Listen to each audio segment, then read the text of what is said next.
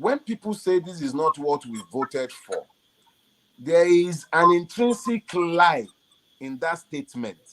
It is suggestive of a scenario where we actually voted for the career criminal that is currently ensconced in the presidential office. We didn't vote for him.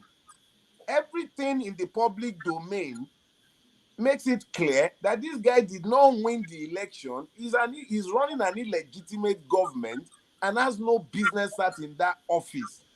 That is the reality. Anything beyond that is a lie. So when people now say that they're having buyer's remorse, they will say that because they voted for him. And that's fine. He has now revealed himself to them. They can have their buyer's remorse. But what about those of us who not only did not vote for him, we knew all along that this man was going to be evil and that he's bad for everybody. And we warned everyone. And people listened. They fought to make sure he did not emerge. And this man has proceeded to force himself into the office, and he is proceeding to corrupt every strata of that same society. So if some people are having buyer's remorse, they can discuss their buyer's remorse. I'm actually not too keen. So somebody said he was misled. They defrauded him into supporting APC. Look, for anyone to have supported Bola Ahmed Tinubu, or if I may correct myself, for anyone to have supported the man labeled as Bola Ahmed Tinubu, the person is prima facie either stupid or evil. They have to decide which one they are, because the man has sufficiently introduced himself. You do not know his parentage. You don't know his schooling. You know nothing about his past. You know the name he's claiming is not his name. So when you have that kind of person elevated to the highest office in the country, how can you talk about Ganduje? How? How?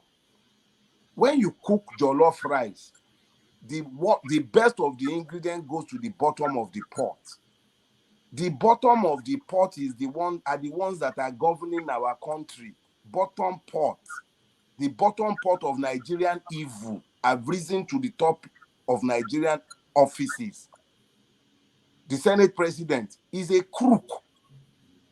The president is a crook. Who is it in that place that is governing Nigeria today that is not essentially a crook? Who? A state that kills and denies its complicity in his own murder, in the murder of those who should be citizens and protected by it, and uses state machinery to cover up the fact of his complicity in the murder of his own people. Is that a country? Is that a state? Is that the place where we begin to talk about some idiots who sold their consciences and they are now having buyer's remorse? Everybody are going to eat this breakfast. My hope is that the breakfast everybody is going to eat would unite us as a people, so that we stop all this stupid quibbling about tribes, about ethnicity, about religion, about nonsense. The people who are busy enslaving all of us, they don't quarrel about anything. They are united. They can quarrel about sharing it. How many people have shouted amongst the people who went to the National Assembly? How many have come out to complain that they have voted too much money to themselves? Not one, at least to my own knowledge. So why do we, the people, continue to divide ourselves and then strengthen the chains binding us?